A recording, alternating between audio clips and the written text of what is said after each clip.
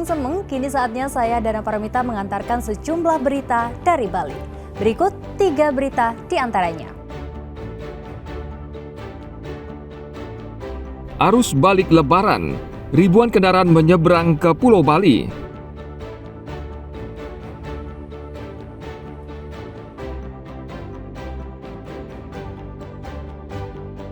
Hindari cuaca buruk, wisatawan diimbau jauhi pantai.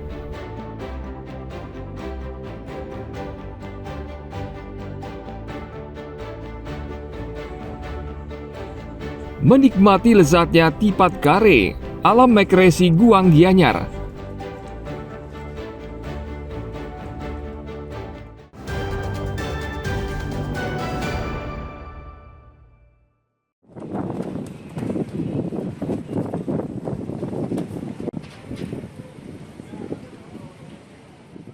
Dua hari setelah Lebaran, ribuan kendaraan sudah memadati Pelabuhan Ketapang.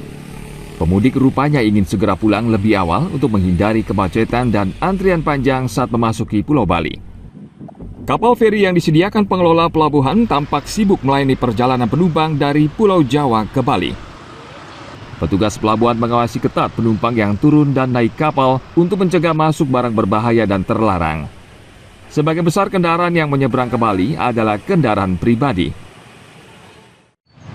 Asal? Banyuwangi. Kemarin ini dalam rangka apa nih kemarin? Dalam rangka acara Hari Raya Idul Fitri. Apa nih? Sekarang Beras, Pak. sekarang mau balik lagi ya? Sekarang balik lagi mau kerja. Berapa hari di kampung? Di kampung hanya 1 minggu, Pak. Oke. Kapan mulai kerja nih? Mulai kerja besok, insya Allah. Untuk mengantisipasi lonjakan arus balik mudik, otoritas Pelabuhan Gilimanuk mengoperasikan 33 armada kapal untuk mengangkut pemudik dari Ketapang, Banyuwangi ke Pulau Bali. Tim Liputan melaporkan dari Banyuwangi, Jawa Timur.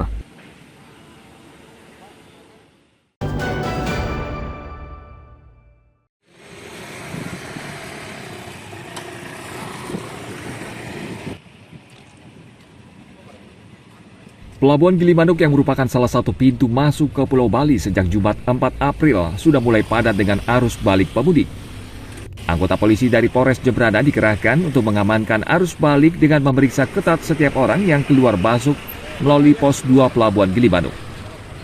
Langkah memperketat pintu masuk Pelabuhan Gilimanuk ini untuk mencegah masuknya barang-barang berbahaya sekaligus mengamankan arus balik.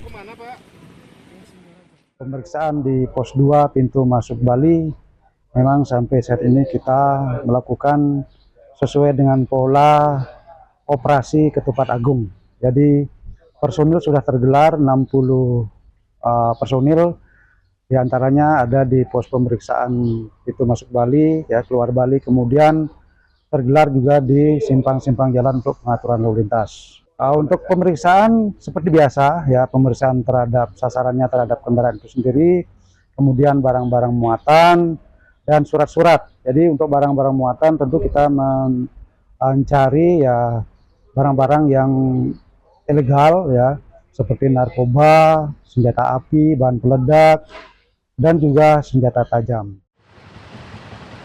Untuk mengantisipasi lonjakan arus balik, ASDP Gilimanuk mengoperasikan 30 kapal.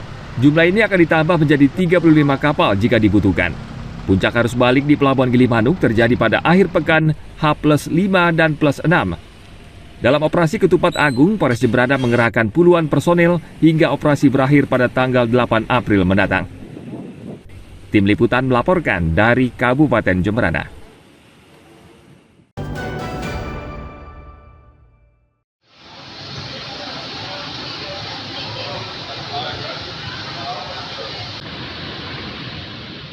Fenomena Rip Current saat ini tengah melanda sebagian kawasan pesisir pantai di Tabanan, Bali. Rip Current merupakan fenomena alam saat arus laut kuat dan sempit menjauhi pantai.